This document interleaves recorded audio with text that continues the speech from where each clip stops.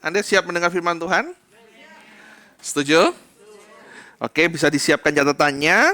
Karena hari ini saya akan bawa Anda untuk sedikit belajar. Siapa yang ingin dengar firman Tuhan dan belajar? Oke ya.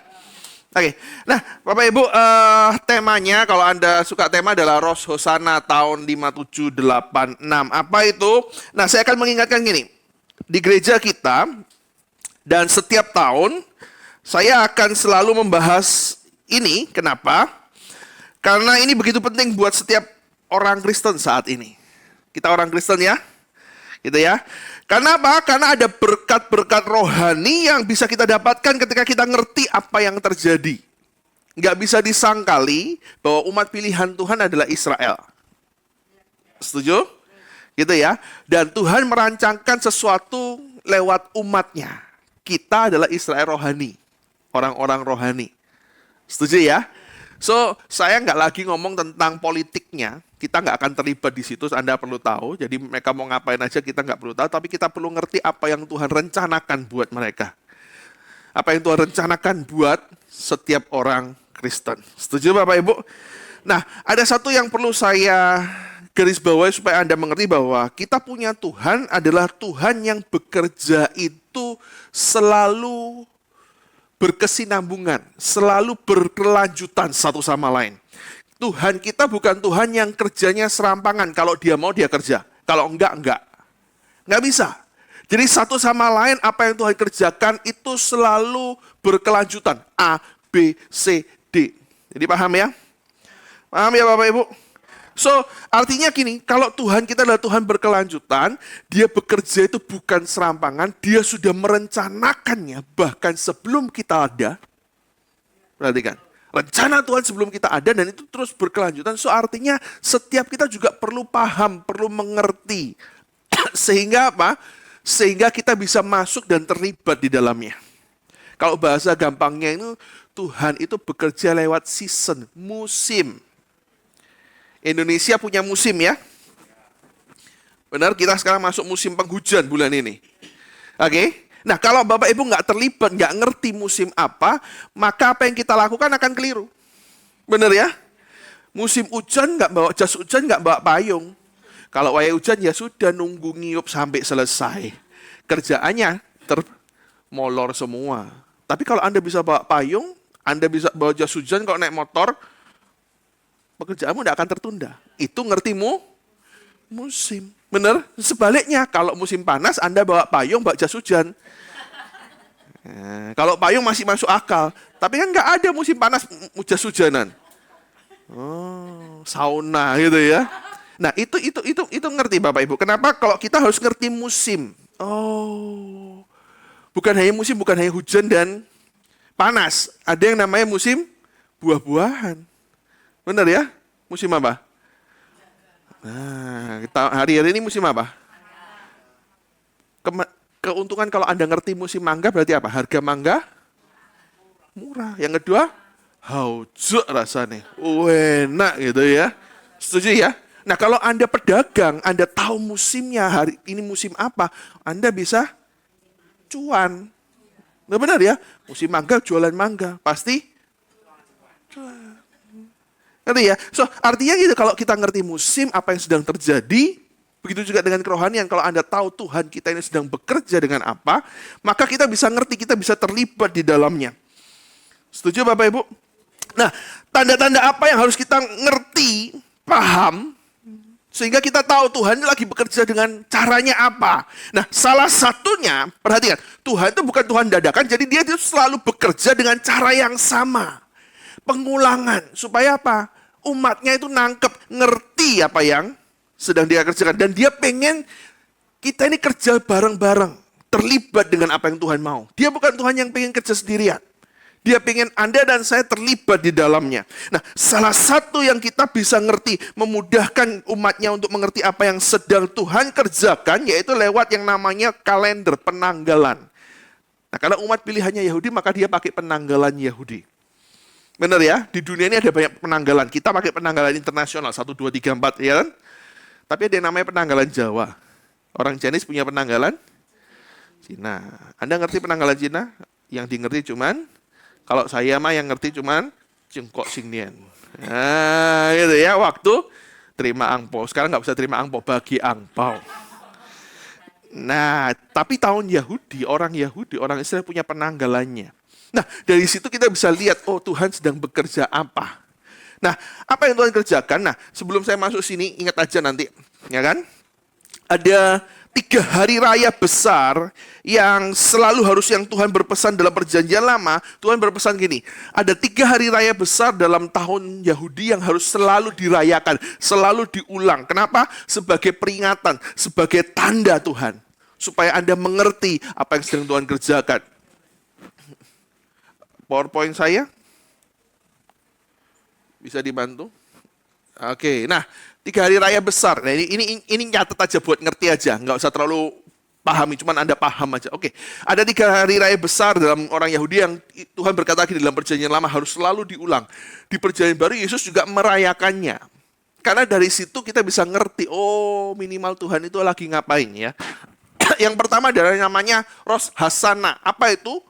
Nah, ini pergantian tahun Yahudi. Gitu ya. Ini tahun baru ya Yahudi. Tahun barunya kapan? Sudah lewat September kemarin. Tapi nggak apa-apa, kita belajar. Tanggal 22 September kemarin.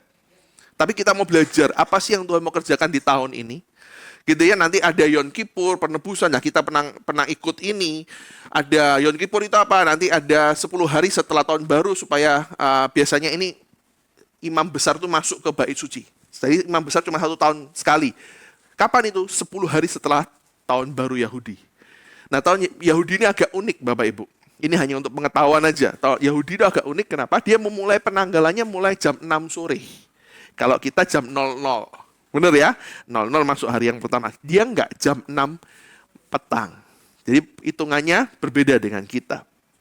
Nah, kita nggak perlu terlalu masuk dalam supaya Anda paham aja. Ini hari raya yang pertama. Dan itu besar-besaran biasanya. Dirayakan. Gitu ya. Yang kedua apa? Yang kedua adalah Pesak atau hari raya pembebasan. Kita ngomongnya Paskah. Gitu ya. Dan yang terakhir ada yang namanya Sukot, hari raya pondok Daud.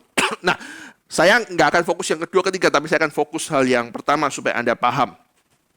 Nah, Bapak Ibu, tahun baru Yahudi, Rosh Hashanah ini nggak hanya menyatakan waktu, oh ini tahun berapa kayak kita 2025, enggak. Tapi justru Tuhan pakai ini juga untuk membawa sebuah pesan buat umatnya.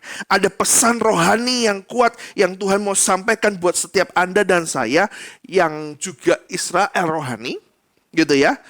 Lewat tahun yang namanya hari ini adalah tahun 5786. Gitu ya, kalau Anda, nah ini 5786. Ini adalah sampai nanti September lagi adalah tahun 5786. Apa sih 5786? Nah, Bapak Ibu saya akan ngomong gini, 5786 itu akan disebut dengan tahun P-Vav. Apa itu P-Vav? Nah, biasanya Bapak Ibu, kita akan cuma ngomong itu yang belakangnya inilah. 2 angka belakang, karena yang 57 ini akan terus diomong setiap tahun udah ribuan. Nah, yang 586 ini yang akan jadi sebuah konsen kita, kayak saya. Gitu ya, kayak Bapak Ibu. Bapak Ibu tahun kelahiran berapa? Ada yang bilang 50. Kan nggak usah susah-susah aja punya 1950. Nah gitu ya, disebut aja 50. Kita udah tahu, oh usianya sekitar sekian. Benar ya?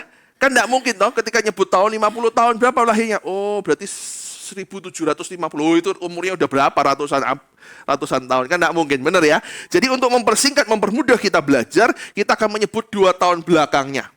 Kayak tahun ini tahun berapa? 2025, 25 biasanya gitu ya. Setuju? Nah, itu kita akan belajar. Nah, kita akan fokusnya pada 2 angka di belakang, 86. Dan 86 ini yang disebut yang namanya P-Vav. Dari mana itu? Saya belajar, saya akan buka sedikit supaya Anda ngerti. Tapi saya akan fokus kepada pesan rohaninya nanti. Oke ya? Oke, ini tadi kita. Nah, angka 8, tadi kan 86, benar ya? Angka 86 P-Vav dalam piktograf Ibrani kuno, artinya dalam penggambaran angka 8 dalam bahasa Ibrani, itu dibaca P. Nah, hurufnya kayak gini.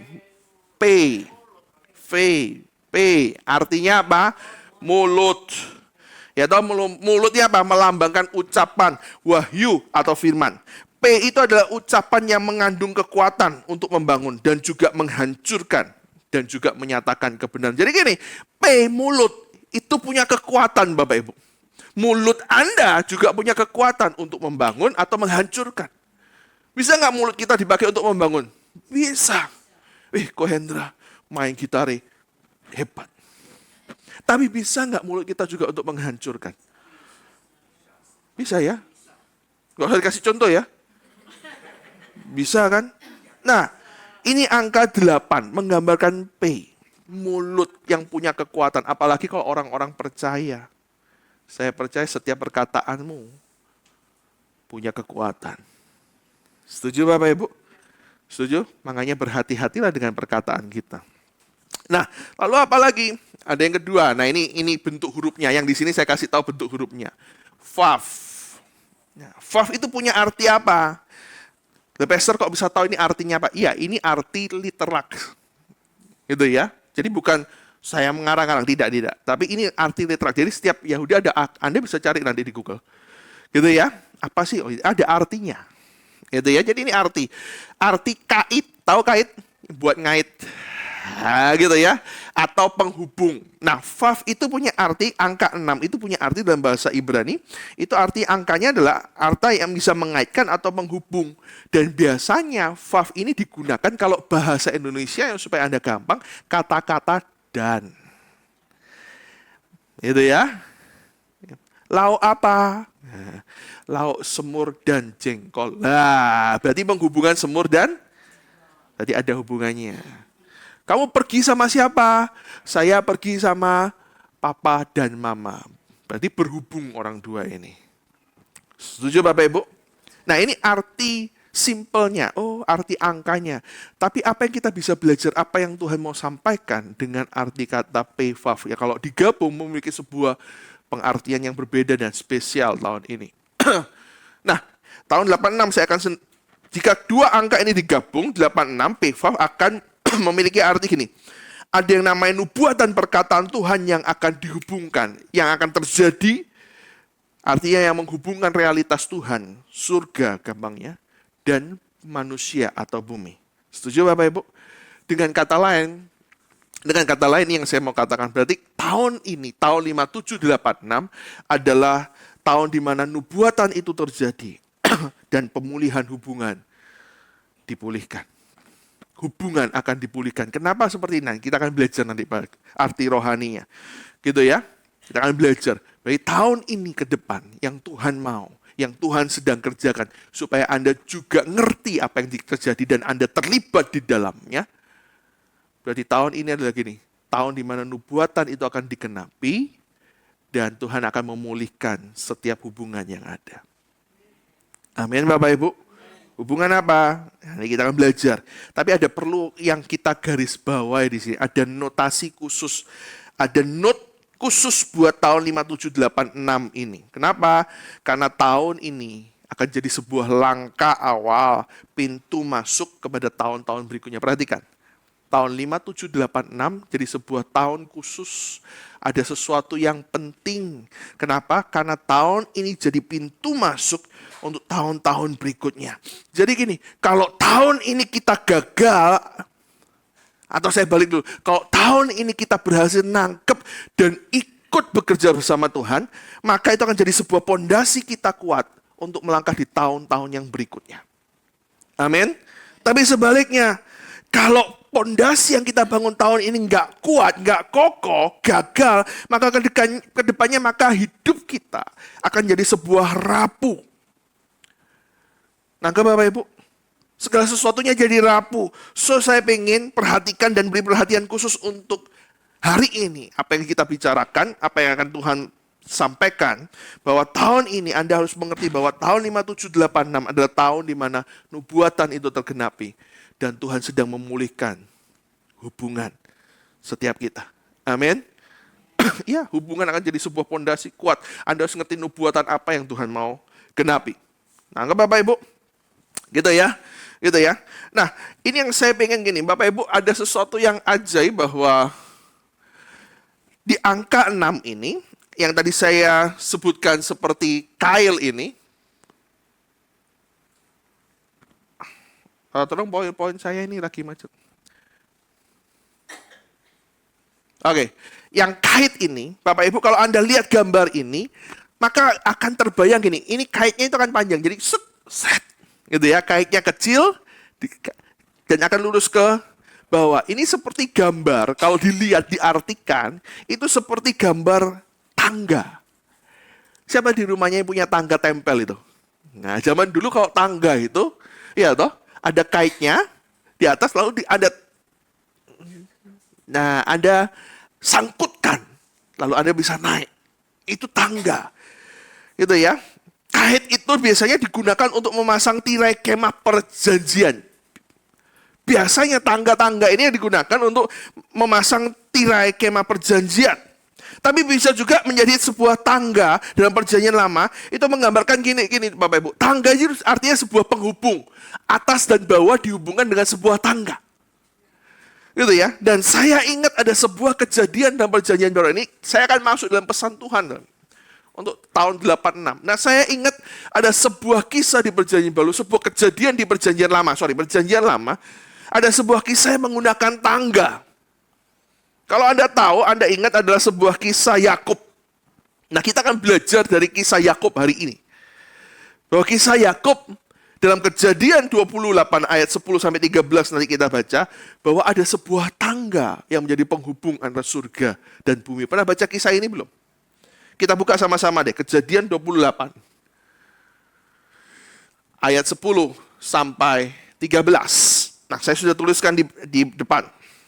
Saya akan bacakan buat Anda. Jadi kita akan belajar apa sih sebenarnya yang Tuhan mau. Dari angka 86 dan khususnya angka Vav ini adalah sebuah aksara yang berbentuk tangga, jadi penghubung. Makanya Vav itu adalah kata penghubung. Dan dalam perjanjian lama, ada sebuah kisah, sebuah kejadian, di mana terjadinya penghubung antara bumi dan surga. Yaitu dalam kisah Yakub, Kejadian 28, ayat 10 sampai 13.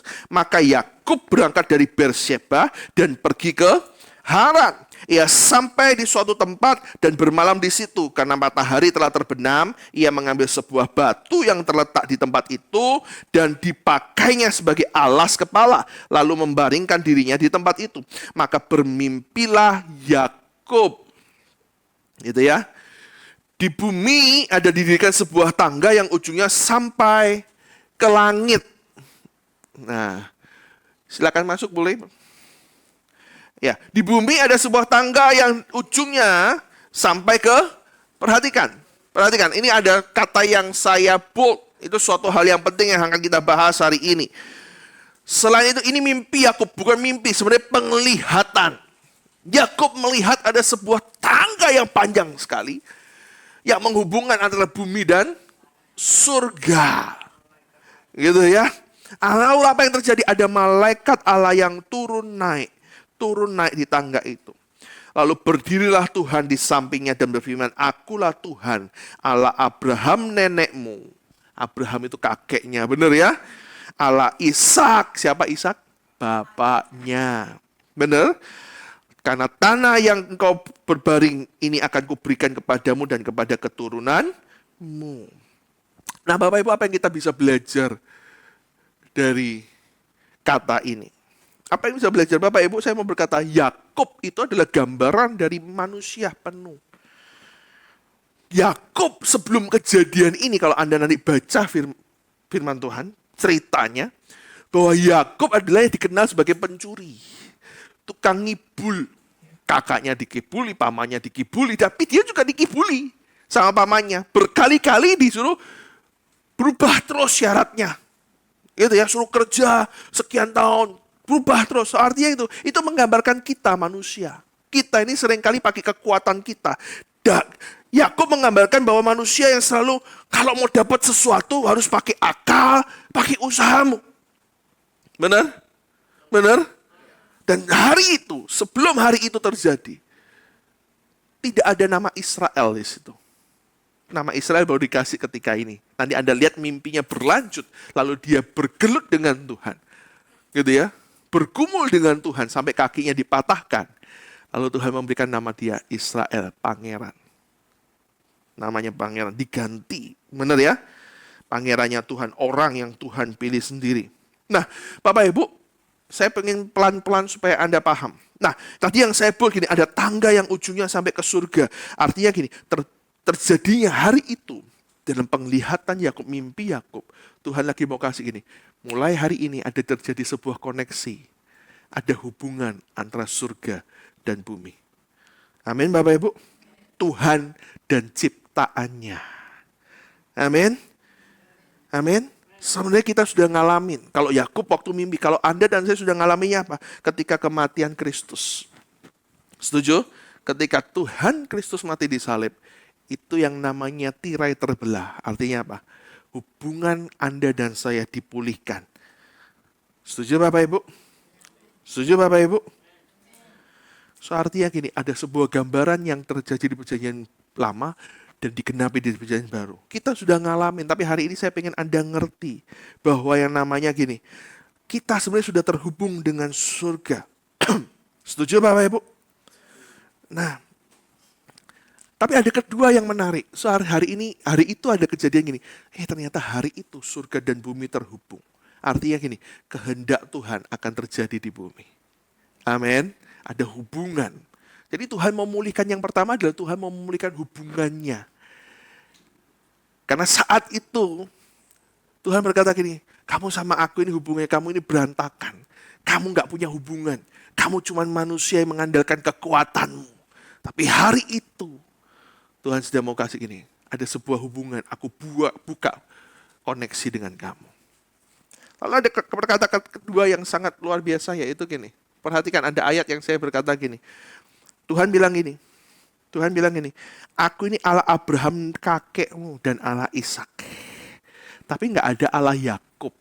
Nah, kalau Anda tahu berikutnya, bahwa Tuhan dalam perjanjian lama selalu disebutkan gini, Allah Abraham, Allah Ishak, Allah Yakub. Benar ya? Tapi hari itu, firman itu hanya di ayat 13, nggak ada nama Yakub. Kenapa? Iya, memang. Karena hari itu Yakub belum secara pribadi mengakui Yahweh sebagai Allahnya. Jadi hari itu, dalam bahasa sekarang kalau saya mau gampangnya, Bapak Ibu, hari-hari itu Yakub belum pernah kenal Tuhannya secara pribadi. Belum punya namanya pengalaman dengan Tuhan secara pribadi. Dia hanya kenal siapa Tuhannya, itu melalui papanya Ishak. Melalui siapa cerita kakeknya si Abraham. Wah, Tuhan tuh luar biasa ya. Jadi dia cuma dengar, oh ya Tuhan luar biasa. Kenal, belum. Ngalamin, apalagi. Benar ya, artinya gak punya hubungan. Makanya jangan heran, selama hidupnya dalam pelarian, yang dia pakai apa? Akalnya, otaknya untuk nipu orang. Gimana dapat bisa ngakalin, cuan gitu ya. Belum, karena dia gak kenal. Mau percaya Tuhan, belum. Aku cuma tahu namanya Yahweh. Tapi kayak gimana? Nggak tahu. Karena aku dengar dari papaku, dari kakekku. Apa yang saya mau berkata gini, Bapak Ibu? Kakeknya, mungkin Anda gini, Anda boleh berkata, aku udah Kristen lama. Tapi kekristenan lama tidak menjamin Anda kenal Tuhan. Setuju? Bahkan saya bilang, kakek kita boleh orang yang luar biasa, pendeta mungkin. Tapi belum tentu anak-anaknya, cucunya, itu kenal Tuhannya siapa. Sudah Bapak Ibu, kalau secara teorinya ngerti, aku pernah ditolong Tuhan seperti ini. Setuju Bapak Ibu? Nah makanya ini fokus kita. Tahun-tahun ini kan saya sering ngomong. Bahwa gini, saya akan ngomong sama Bapak Ibu. Ya kan? Yang tidak kenal harus jadi kenal Tuhan. Benar? Kalau orang bilang gini gampangnya, tahu sama kenal itu beda. Anda boleh tahu, oh Pastor Johan, oh ya, Gembala EGC, ganteng luar biasa. Kalau Anda tidak percaya boleh tanya senior pastor, tanya istri saya, benar ya? Benar ya? Setuju ya? Tapi apakah Anda kenal saya? Kenal, cuman tahu. Benar? Kalau kenal mulai tahu, mulai gini, oh kesenangannya apa ya? Gitu ya? Oh, nggak sukanya apa ya? Tapi Bapak Ibu kenal, perhatikan. Kalau tahu sama kenal beda, benar ya? Tapi kenal sama mengalami beda lagi. Yang kenal belum tentu ngalamin. Orang mungkin cuma tahu, Pastor Johan ya, kalau di mimbar tuh baik, ketawa-ketawa. Sesungguhnya Anda belum kenal. Benar ya? Oh kelihatannya tegas ya, apa suka marah? Belum kenal. Tapi kalau Anda ngalamin, yang ngalamin siapa? Keluarga saya, istri saya. Benar ya? Orang-orang yang terdekat. Oh ternyata enggak kok. Orangnya tetap perhatian. Orangnya tetap baik. Meskipun kadang-kadang ada tegasnya. Tapi itu untuk semua kebaikan. Loh, beda enggak Bapak Ibu? Mulai paham enggak? Orang yang tahu beda sama orang yang kenal. Setuju? Tapi orang yang kenal beda lagi dengan orang yang ngalamin. Bener? Yakub itu cuma tahu. Tuhannya Allah kakekku, Abraham, papaku, oh itu kayak gitu ya. Belas kasihan. Mungkin dia ngalamin kenal pertolongannya, suka ditolong. Oh iya, sama aku di pelarian meskipun usahaku dewek, tapi tetap ada pertolongan dikit-dikit. Aku sakit disembuhkan, sakit kepala sembuh, GERD sembuh. Itu pertolongan. Tapi mengenal itu berbeda lagi. Mengalami itu beda lagi Bapak Ibu. Benar? Ngalamin itu bukan ngalamin pertolongan Tuhan. Ngalamin itu Anda harus hidup bersama Tuhan. Anda harus ngerti apa yang dia mau. Kalau kenal Anda nggak perlu. Anda bisa disembuhkan Tuhan tanpa Anda ngalamin Tuhan. Setuju? Setuju? Anda diberi berkat tanpa perlu ngalamin Tuhan. Semua orang diberi berkat. Benar nggak? Tapi kalau Anda ngalamin berbeda. Anda benar-benar ngerti hatinya Tuhan. Anda benar-benar pernah jalan bareng dengan Tuhan seperti apa. Yakub belum pernah jalan. Makanya hari itu ada sebuah pesan yang penting. Hari itu pertama yang dilihat oleh Yakub adalah gini. Tuhan mendirikan tangga dari surga ke bumi. Supaya apa? Hari itu Tuhan mau bilang gini. Aku gak hanya jadi Allah kakekmu. Aku gak hanya jadi Allah bapakmu. Tapi aku mau jadi Allahmu secara pribadi.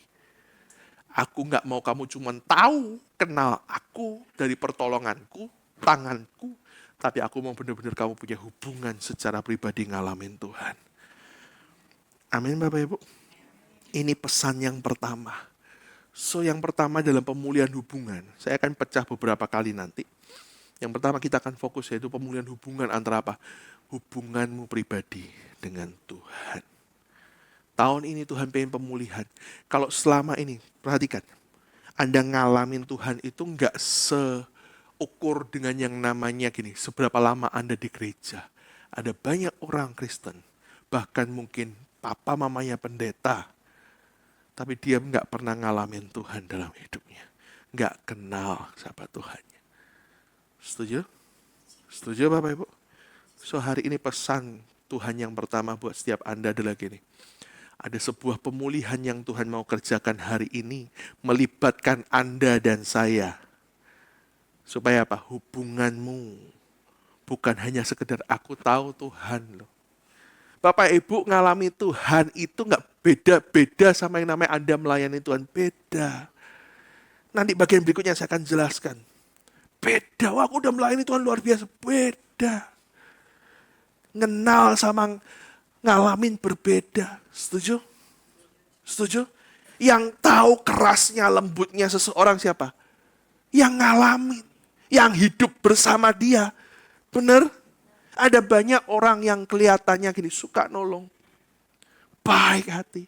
Tapi Anda nggak tahu hatinya sekeras apa. Anda nggak tahu di balik hatinya apa yang motivasinya. Setuju nggak? Setuju nggak? Yang tahu siapa? Yang ngalamin, yang hidup bareng sama dia. Benar? Benar? Bisa nggak saya gini? Saya nolong Kohendra. Weh Kohendra, tak kasih 5 juta. Nolong nggak? Oh, tapi Anda nggak tahu di baliknya toh. Saya punya maksud nanti. Kan nggak tahu kan? Benar kan? Oh pelan-pelan, tak kayak bunga sing akeh. Loh, Anda nggak pernah tahu. Oh nanti aku punya maksud sesuatu. Yang tahu hatinya kalau ngalamin. Mulai nangkap sesuatu Bapak Ibu. Saya pengen Anda paham. So tahun ini Tuhan pengen ada yang namanya pemulihan hubungan pribadimu dengan Tuhan. Nggak hanya sekedar ke gereja. Nggak hanya sekedar setia. Tapi Anda Tuhan pengen gini, kamu kenal, kamu ngalamin aku, tahu hatiku. Dan itu yang terjadi sama yang namanya Yakub. Setuju Bapak Ibu? Yakub papanya, mungkin dia mau Abraham itu pendeta mungkin. Pendeta besar, ya kan? Sahabat pribadi Tuhan, ngomong sama Tuhan langsung. Benar. Ishak adalah orang yang gambarannya luar biasa. Tapi Yakub ini nggak kenal. Nah hari itu Tuhan nyatakan secara pribadi dirinya kepada Yakub. Dan dia mau gini, kamu jadiin aku Tuhan, penyelamat dan rajamu. Orang Kristen banyak berhentinya di penyelamat. Ya Tuhan penyelamat hidupku, tapi belum tentu jadi raja di hidupmu dan saya. Setuju? Kalau jadi raja adalah pengendali. Jadi bukan kita yang mengendalikan Tuhan, tapi Tuhan mau apa ya? Nangkap sesuatu? Ngerti sesuatu? Hari ini, kalau hari ini Anda belum hubunganmu sama Tuhan, Senin Kemis. Bukan Senin Kemis ya, Minggu Kamis. Nah, ini kan berhubung Kemis ya. Minggu ke gereja, Kamis ke gereja. Yang lainnya, orang-orang Tuhan. Nah, mulailah hari ini bangun hubunganmu dengan Tuhan kembali. Sampai benar-benar Tuhan jadi yang namanya raja di hidupmu. Bapak Ibu, kalau saya mau cerita sedikit tentang yang namanya Yakub. Kapan sih Yakub tuh ketemu Tuhan? Gimana sih aku ketemu Tuhan? Bapak Ibu, seringkali Tuhan itu lebih gampang ditemui ketika Anda mengalami hal-hal yang tidak baik. Ketika hal-hal tak terduga terjadi dalam hidupmu. Yakub mengalami Tuhan ketika apa? Dia lari dari pamannya. Dia takut dibunuh. Masa depannya nggak jelas. Dia lari. Makanya ada firman Tuhan berkata gini, Tuhan itu dekat dengan orang yang patah hati dan remuk hati. Setuju? Setuju? Disitulah Anda ketemu Tuhan. Jadi ketika pemulihan Anda jangan berkata gini, oh lek gitu ya baik-baik semua hidupku. Belum tentu. Ada kalanya justru hubungan dipulihkan. Justru dari hal-hal yang paling dasar. Hal-hal yang mungkin Anda bilang, aku hari ini sudah kondisiku tidak baik-baik saja. Setuju Bapak Ibu? Saya dipulihkan Tuhan. Saya ketemu Tuhan secara pribadi. Itu sekitar 25 tahun yang lalu. Dalam kondisi yang sama. Tidak enak. Dalam kondisi semua sedang menyerang, memfitnah, mau apa. Tapi di situ saya ketemu Tuhan secara pribadi.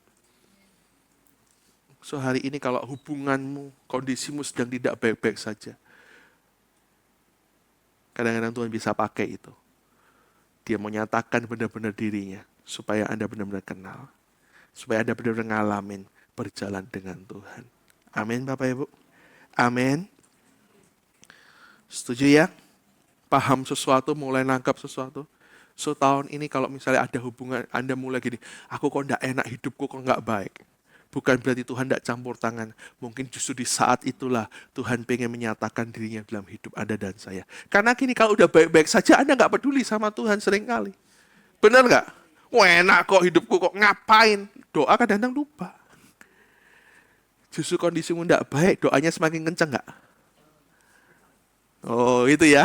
Jadi bukan hanya Yakub ya. Benar ya? Semua ya. Tapi saya berharap hari ini nggak perlu kejadian nggak enak pun baru kita sadar akan Tuhan. Setuju Bapak Ibu? Setuju Bapak Ibu? Hari ini Tuhan benar-benar pengen nyatakan dirinya. Supaya sampai Anda berkata gini, aku bukan hanya karena kenal. Ayub juga ngalami. Kalau Anda ingat cerita Ayub, dulu aku dari kata orang. Ayub itu setia loh ibadah. Tapi dia ngomong gini, dulu aku setia cuma karena kata orang. Tapi karena hari ini aku ngalamin kebaikannya, benar-benar aku tahu bukan hanya kebaikan, aku tahu Tuhan itu seperti apa, tidak pernah meninggalkan aku. Hari ini aku ngalamin, ketika dia ngalamin Tuhan hubungannya dipulihkan. Hidupnya juga dipulihkan 2 kali lipat, setuju? Jangan cuma ngejar 2 kali lipatnya, tapi ngejar lagi nih, Anda ngalamin Tuhan dalam hidupmu.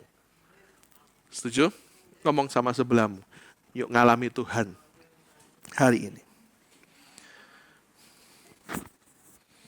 Ya, so hari-hari ini mari koreksi. Ini pesan yang pertama. Pesan yang pertama. Yakub belum mengakui Tuhan. Tuhan pengen hari itu menjadi Allahnya Yakub secara pribadi. Itu pesan yang pertama. Tuhan mau Anda punya pengalaman ketemu Tuhan pribadi dengan Tuhanmu hari ini. Amin. Kekristenanmu bukan hanya rajin ke gereja, rajin berdoa. Karena sering kali Bapak Ibu orang yang nggak ngalamin Tuhan, doanya cuma minta.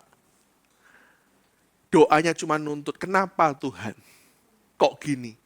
Doanya cuma gini, berkati anak cucu, ya kan disebutin satu-satu. Nggak salah. Tapi kalau anakmu datang tiap hari cuma gini, mah duit. Mah aku belum makan. Kira-kira Anda gimana hatimu? Sedih nggak? Wes gede loh. Iya toh? Ya, kalau masih kecil 10 tahun, mama makan lucu. Mama makan lucu ya. Tapi kalau sudah 40 tahun, mama makan. Oh, tak masuk no lagi kamu kan gitu ya katanya. Nggak lucu.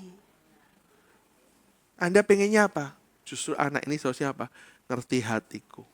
Kerja bareng. Setuju ya? Membangun sesuatu bareng. Sama kita dengan Tuhan. Kalau setiap doa kita cuma minta, nuntut Tuhan. Berarti kita belum benar-benar kenal dan ngalamin Tuhan. Setuju Bapak Ibu? Kadang-kadang orang yang ngalamin Tuhan harus benar-benar berkata dari hatinya gini, Tuhan maunya apa ya? Apa yang mau aku kerjakan hari ini untuk Tuhan? Setuju Bapak Ibu? Setuju? So tahun ini Tuhan pengen apa? Tuhan mau Anda punya yang namanya pengalaman, ketemu pribadi dengan Tuhan. Bukan dari kata orang, bukan dari kata pestermu, tetanggamu, tapi Anda benar-benar mengalami pribadinya dengan Tuhan. Tangkap yang pertama, ini pesan Tuhan. Ada 2 pesan aja, dan saya selesai. Oke. Nah, pesan yang kedua apa dari tahun 86? P5. Pesan yang kedua adalah sesuatu yang ajaib dengan kata gini. Bapak Ibu, yang kedua ada gini, pemulihan hubungan yang dipulihkan, yaitu koneksi 3 generasi untuk duduk semeja. Apa itu Pastor? Perhatikan aja, saya akan jelaskan. Nah, kalau pesan yang pertama adalah pemulihan hubungan pribadimu dengan Tuhan, dan ini nggak bisa digantikan dengan siapapun, harus Anda dengan Tuhan pribadi. Setuju? Tapi pesan yang kedua adalah gini, ada sebuah kata-kata yang ajaib juga gini.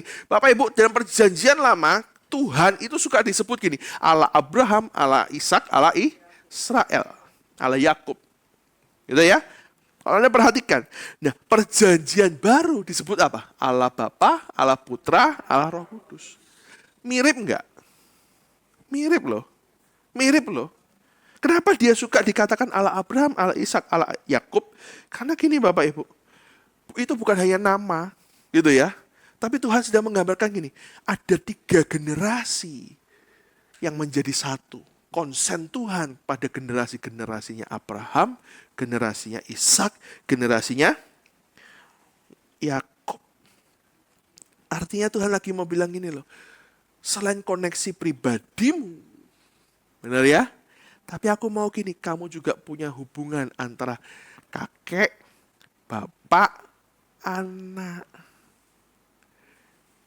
Punya hubungan. Hubungannya apa? Saudara. Bukan itu yang Tuhan maksudkan. Setuju? Tapi terjadi sebuah koneksi dari 3 generasi. Di mana 3 generasi ini bisa bekerja bersama-sama. Ngobrol bersama-sama. Duduk semeja untuk menentukan sesuatu bersama-sama. Kayak Bapa, Putra, Roh Kudus. Ini nggak pernah bisa dipisah. Mereka harus bekerja bersama-sama menjadi satu. Anda nggak bisa ngomong, oh doaku cuma dikabulkan Bapak. Tidak. 3 pribadi ini jadi satu. Benar? Benar? Setuju? Nanggap sesuatu? Nah, hari ini yang Tuhan mau adalah gini, pemulihan hubungan, yaitu gini, koneksi 3 generasi yang duduk semeja. Bisa bayangin nggak 3 generasi duduk ngobrol tanpa batasan dan mencapai kesepakatan bersama? Itu akan menjadi sebuah kekuatan yang ajaib.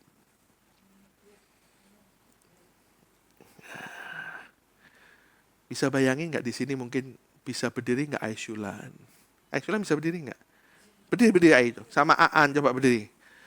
Nah, berdiri aja Aan. Nah, Aishulan ini nenek. Bener? Aan? Cucu. Nah, ada satu lagi sebenarnya mamanya Aan. Ya gitu ya, 3 generasi. Silakan duduk Ai, supaya nggak lama-lama. Yang saya mau gambarin apa? Anda bayangin keluarga Anda lah. Ada yang sudah punya cucu? Yang sudah gede? Yang kecil ya, kalau kecil kan sudah nggak bisa ngobrol apapun. Tapi gini, bisa bayangin nggak? Yang udah gede nih duduk semeja, ngobrol tentang sesuatu. Kira-kira Bapak Ibu, kalau 3 generasi ini lagi makan, duduk, ngobrol tentang sesuatu yang serius, yang dominan siapa? Ya, lek heng cilik Pak cucu ngomong apa? Kurang ajar kamu.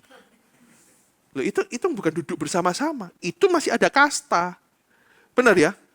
Lek duduk bareng apa pengennya apa? Yang tua ini hormatono. Benar nggak Bapak Ibu? Benar ya? Yang muda ngomong apa? Kak nyambung. Benar ya? Akhirnya apa? Nggak terjadi yang namanya hubungan. Setuju Bapak Ibu? Yang tengah-tengah bingung. Gampang. Ngurus cucu. Wah, yang punya kuasa siapa? Emak ya? Pengalamannya? Sebenarnya nggak bisa gitu. Yang Tuhan mau wujudkan apa? 3 generasi ini duduk bareng-bareng.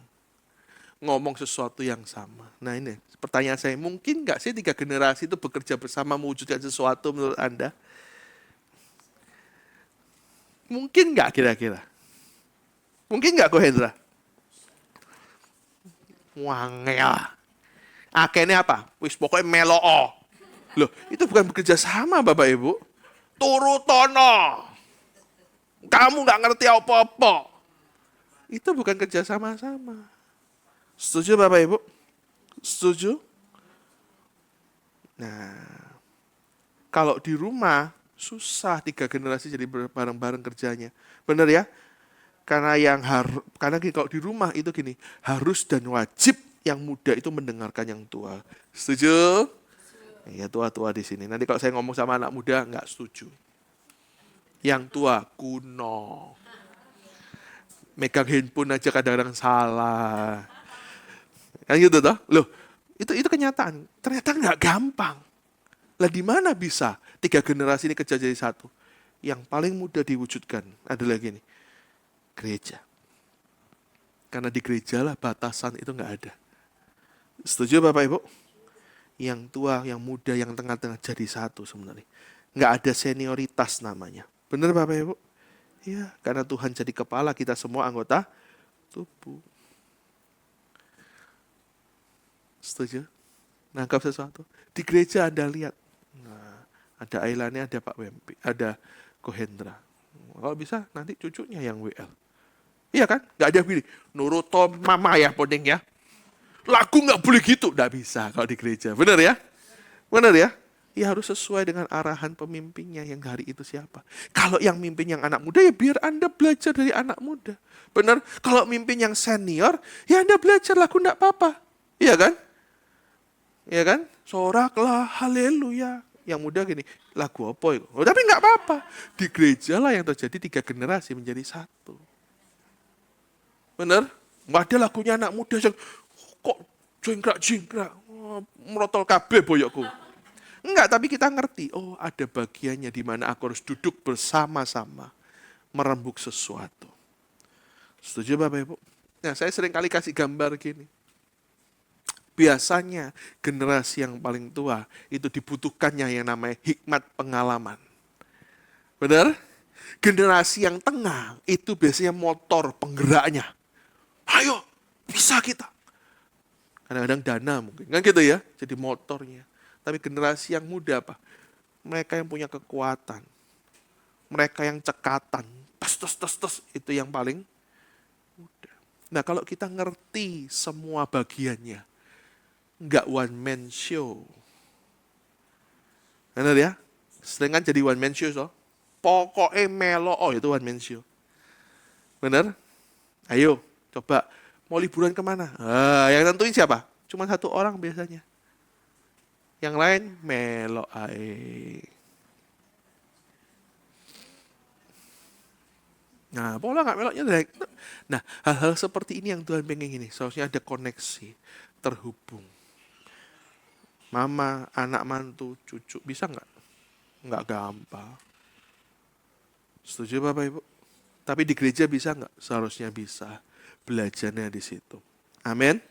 Amin. Ingat, bagian kita yang senior-senior, generasi yang lebih tua, hikmat dan pengalaman Anda diperlukan. Tapi kita terbatas yang namanya kekuatan. Benar? Yang bisa gerakin apa? Yang muda. Setuju? Yang punya kekuatan apa? Yang cepat geraknya mana? Yang paling muda. Amin. Anda bayangin kalau pengalaman motor penggeraknya dan dayanya dijadiin satu. Bukankah jadi sebuah kekuatan yang luar biasa? Dan itu yang Tuhan sebenarnya mau ngomong. Ada 3 generasi. Abraham, Ishak, dan Yakub. Kalau ini bisa bekerja bersama jadi satu, duduk semeja. Duduk bareng-bareng. Ngomong sesuatu yang serius bareng-bareng. Menghasilkan sesuatu yang bareng-bareng. Bukan karena aku lebih senior daripada kamu. Akan jadi sesuatu yang ajaib. Setuju Bapak Ibu? Setuju Bapak Ibu? Nah, tapi tantangannya, yang nomor 2 ini ada tantangannya. Saya akan bahas secara cepat tantangannya. Tantangannya apa yang terjadi? Yang pertama biasanya pasti nggak sabaran. Yang muda pasti nggak sabaran sama yang tua. Yang tua juga kadang-kadang nggak sabaran dengan yang muda, bener nggak? Dikasih tahu kok, nyeyelan. Bener? Yang muda gini, kok diulang-ulang terus. Oh bener ya? Diulang-ulang terus ya? Sampai bosan ya? Ngalamin ya? Tapi dilakukan terus nggak? Dilakukan. Nah, ini kok berubah sendiri, jangan dirubah ya. Yang kedua apa? Terlalu banyak pertimbangan. Ya toh? Nah yang tua ini seringkali pakai alasan rohani. Tak doa sih ya. Gak melaku-melaku artinya. Benar ya? Padahal yang muda sedang, ayo lang, tak lang, jalan. Benar nggak Bapak Ibu? Nah, batasan-batasan tantangan inilah yang harus benar-benar kita pikirkan. Kalau benar-benar kita mau duduk 3 generasi. Jadi sebuah kekuatan. Yang ketiga apa? Tidak mentor, tapi lepas beban ke generasi berikutnya. Nggak mau ngajari, nggak mau mendampingi. Kita ini seringkali yang senior-senior gini, yang muda sekali belajar, mari ta, ojo takut ae. Tapi kalau dibalik, mau belajar handphone, mama, nenek, ojo, tanya terus-terusan ta. Kita nggak mau mentorin. Kita maunya apa? Melepas beban. Di gereja EGC, Bapak Ibu, ada beberapa bilang, pemuda bilang, pemimpin muda, Pastor, itu aja Pastor, besok jadi ketua pemuda. Loh kenapa? Ya, saya udah waktunya. Saya sudah agak naik umurnya. Terus gimana? Ya udah ditunjuk aja. Loh artinya kamu melepas beban kan ke dia. Nggak pernah mau ngajarin, tapi dilepas bebannya. Tanggungan dewek. Kayak Ko Hendra ini sering kali ngajarin. Nah ya kalau gitar dibimbing ya sampai bisa. Loh itu mentor namanya. Bukan gini, belajar ngerti enggak. Sekali 2 kali enggak. Benar-benar harus sampai bisa menggantikan kita. Itu namanya mentoring dan tidak melepas beban. Kita seringkali itu gini, wes toh dilepas bebannya. Enggak mau bimbing, enggak mau nemenin. Itu jadi sebuah tantangan. Dengan alasan banyak waktu, apapun. Ini jadi sebuah tantangan. Berikutnya tantangannya apa? Nah, berharap generasi berikutnya cepat ngerti. Kamu itu kok enggak ngerti-ngerti. Benar ya? Bapak Ibu ngajari generasi berikutnya itu enggak gampang loh. Apalagi generasi Z sekarang. Suruh kegiatan rumah aja enggak gampang loh. Nyapu, ngepel itu bisa sampai kepala cekot-cekot kita ngomongin. Tapi masalahnya Anda cuma ngomongin enggak mau dampingin mereka. Ayo nyapu bareng ambil mama yuk. Sekali tok. Ya toh, enggak bisa sekali. Berkali-kali. Nah, dampingilah. Gitu ya. Kenapa? Koneksinya nggak ada. Kamu harus ngerti aku, kamu harus cepat. Kita maunya praktis, sudah nggak tahan, ya kan? Mereka gini, aku nggak ngerti, aku nggak bisa. Setuju Bapak Ibu? Setuju? Nah, yang terlalu mudah meremehkan tanggung jawab. Yang mudah terlalu meremehkan tanggung jawab. Ya kan? Nggak usah. Yang terakhir dan saya selesai. Yang terakhir tantangannya apa? Kurang kepercayaan dan kesempatan untuk melakukan kesalahan atau ketidaksempurnaan. Seringkali jengkel enggak? Kalau yang kita suruh itu enggak benar. So, artinya Anda kurang kasih kesempatan. Setuju Bapak Ibu? Bapak Ibu, saya ngelatih pengkhotbah tempat ini enggak 1-2 tahun. Dan saya enggak pernah minta mereka sempurna. Tapi minimal ada progres. Anda pernah lihat banyak yang khotbah di sini?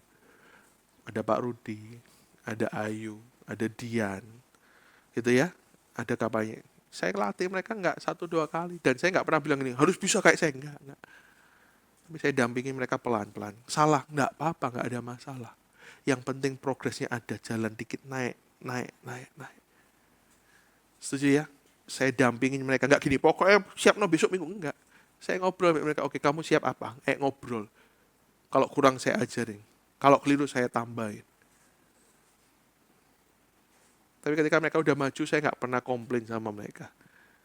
Saya paling gini, oh kemarin kurang panjang ya. Panjang ngono ya. Nggak pernah saya salahkan mereka, karena saya tahu. Mereka perlu waktu, perlu dikasih kesempatan untuk melakukan kesalahan. Setuju Bapak Ibu? Kalau itu yang Anda lakukan, saya percaya Anda bisa duduk bareng dengan 3 generasi. Anda nggak mudah marah-marah. Anda nggak mudah ngomel diulangi terus. Gitu ya. Tapi Anda dampingin mereka. Dampingin mereka. Amin Bapak Ibu. Ya tantangannya nggak sabaran kan yang pertama. Kepala pusing. Nggak ada usaha, nggak ada hasil. Dan Bapak Ibu tahun ini yang Tuhan mau Anda belajar kerjakan. Duduk 3 generasi. Sama-sama melayani Tuhan di sebuah gereja. Amin. Amin. Saya percaya akan jadi sebuah terobosan. Mudah, tidak ada yang pernah yang mudah. Amin. Saya sering kali ngomong gini, kalau mudah Tuhan gak perlu mati buat Anda dan saya. Justru karena sukarlah kita butuh kekuatan Tuhan. Dan Dia sudah mati untuk menyelesaikan itu buat Anda dan saya. Cuman Anda mau gak jalan. Amin. Ingat ya, tahun ini ada 2 hal yang Tuhan mau kerjakan melalui pemulihan hubungan pribadimu dengan Tuhan. Yang kedua apa? Hubungan 3 generasi. Jadi satu kekuatan. Kita berdoa, mengucap syukur Tuhan kalau hari ini kami belajar tentang yang namanya, apa yang Tuhan kerjakan dalam tahun PFAF ini. Tahun nubuatan dan pemulihan hubungan. Tahun ini Tuhan memulihkan hubungan kami dengan Tuhan. Mungkin ada hal-hal yang gak enak terjadi, tapi kami percaya sering kali di saat-saat tak terduga seperti itulah. Tuhan sedang mengerjakan sesuatu. Tuhan pengen kami ngalamin Tuhan. Yang kedua kami juga mau belajar untuk kami bersepakat untuk dengan generasi di bawah kami. Kasih kami hati yang mau jadi mentor, mengajarin mereka, sabar membimbing mereka, ngasih mereka kesempatan untuk berbuat salah. Tapi bukan hanya itu, kami mau jadi teladan buat mereka Tuhan. Tuhan yang materaikan firman ini di dalam nama Tuhan Yesus, ucap syukur, haleluya. Amin.